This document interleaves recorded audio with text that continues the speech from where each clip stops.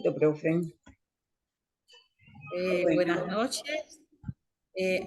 Mi nombre es Elsa Edith Mosquera. A continuación vamos a hacer, en este entregable 1 nos correspondió el acercamiento a los programas en línea. Para este acercamiento a los programas en línea, tomamos como referente dos universidades y dos colegios de educación básica y media. Entonces, las universidades que tomamos como referentes fueron la Universidad Nacional Abierta y a Distancia y la Universidad de Santander. Encontramos que la Universidad Abierta y a Distancia es de carácter público y la Universidad de Santander es de carácter privado.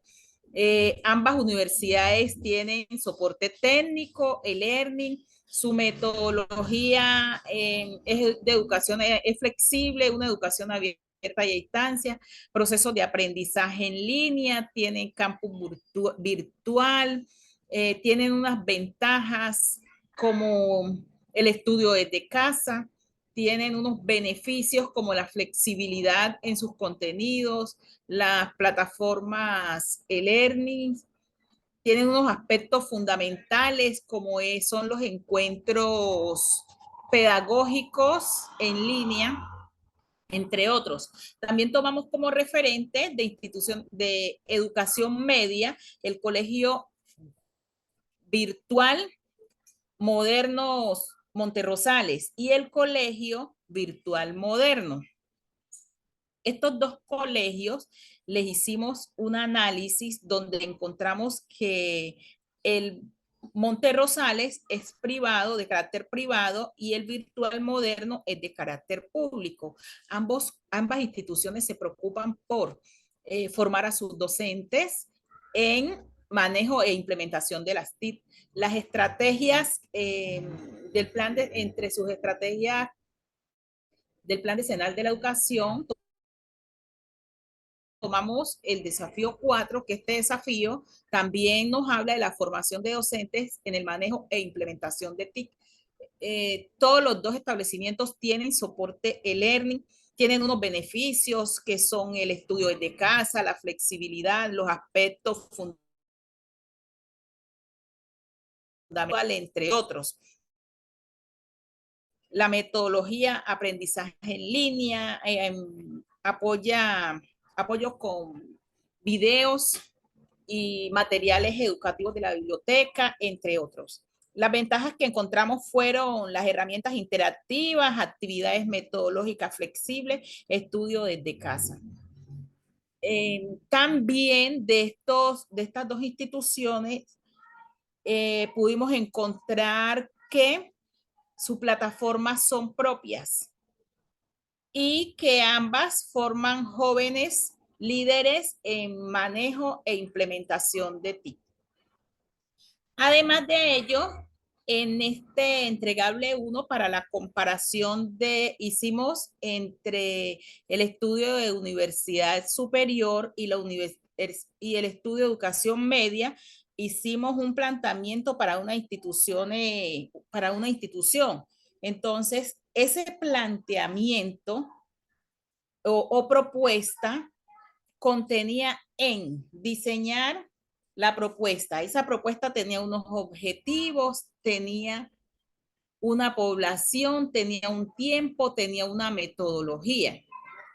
Además de ello, hicimos la evaluación de este trabajo, hicimos la coevaluación y se diseñaron unos criterios de evaluación.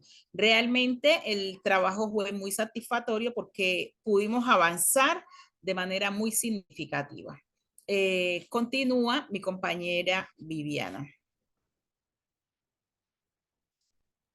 Buenas noches, mi nombre es Viviana Balbín. Continúo con una explicación del segundo entregable, en el cual consta de 3 actividades. La primera actividad es un cuadro comparativo en el cual se hace la comparación de 2 universidades con modalidad a distancia. En este caso, pues se tomó a nivel universitario, pero también se podía hacer las 2 instituciones de educación media. Las universidades que se utilizaron fue la Universidad de Santander, teniendo secuencia el entregable 1 y la Universidad Nacional Abierta y a Distancia.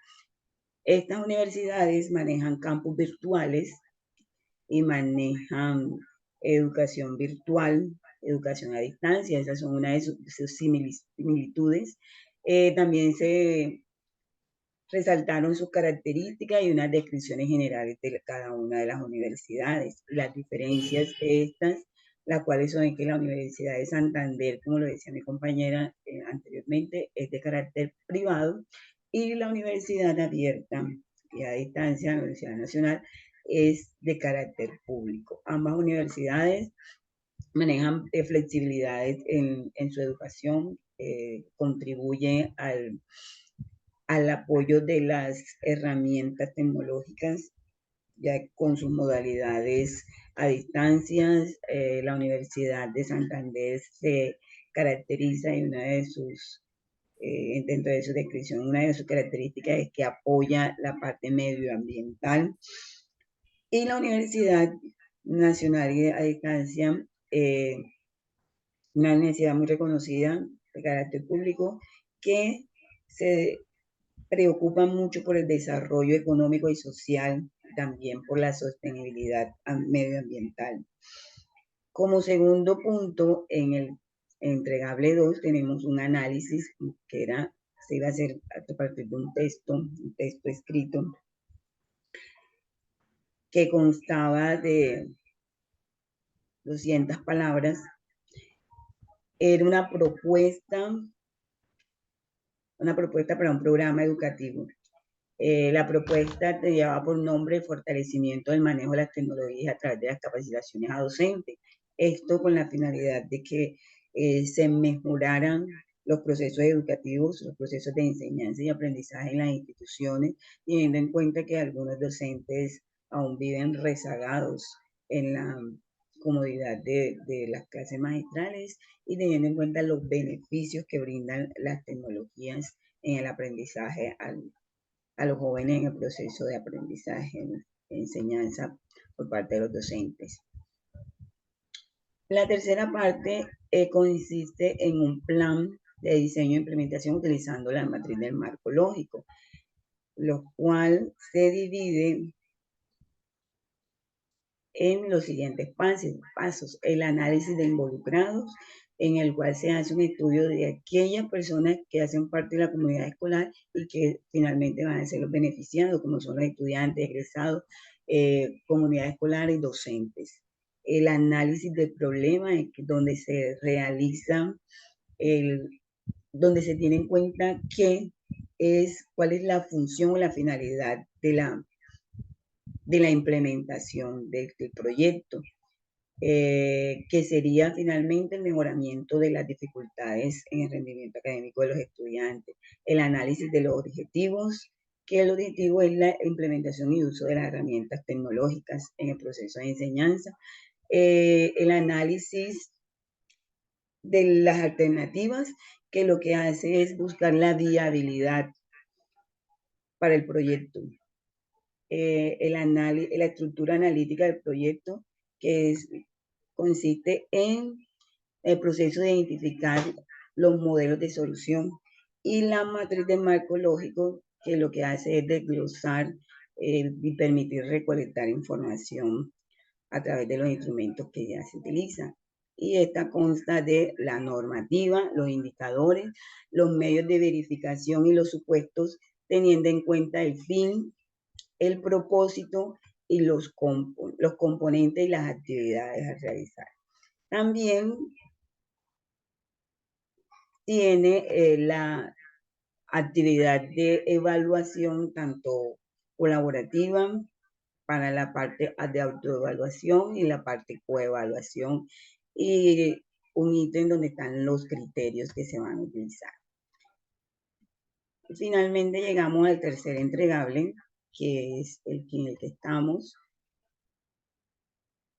La primera parte la vamos a escuchar con la profe Elsa Mosquera. Bueno, como dijo la compañera, en este tercer entregable es una presentación, plan de proyectos, implementación de programas. Este plan de proyecto lo estamos haciendo con el Colegio Virtual Moderno y con la metodología, aplicando la metodología de marcos lógicos. Enseguida, continuamos con la planificación del proyecto para el diseño e implementación de programas virtuales. Esta planificación queda de la siguiente manera. En su proceso inicial, tenemos el estudio de viabilidad y factibilidad del proyecto, teniendo en cuenta el diagnóstico inicial del contexto. Aquí hay que tener en cuenta la infraestructura con que cuenta la institución educativa, las instituciones, los equipos, así como el recurso humano y disponibilidad de los mismos. También establecimiento de los objetivos, análisis e identificación de factores del entorno interno y externo que puedan afectar el proyecto en el presente y futuro. De igual manera, subí un poquitico, compañera. No, aquí mismo, en los procesos iniciativos. De igual manera, aquí en el proceso inicial tenemos el análisis del alcance de los proyectos de riesgo, los riesgos, las brechas e identificación de los intereses involucrados en él. Y continuamos con el proceso de diseño y planificación de este proyecto. En el proceso de diseño y planificación de este proyecto, iniciamos con el análisis, cumplimiento de normatividad, documentación y requisitos para llevar a cabo el proyecto, como también la alineación del proyecto educativo en la línea con base en las tecnologías, o sea, en las TIC.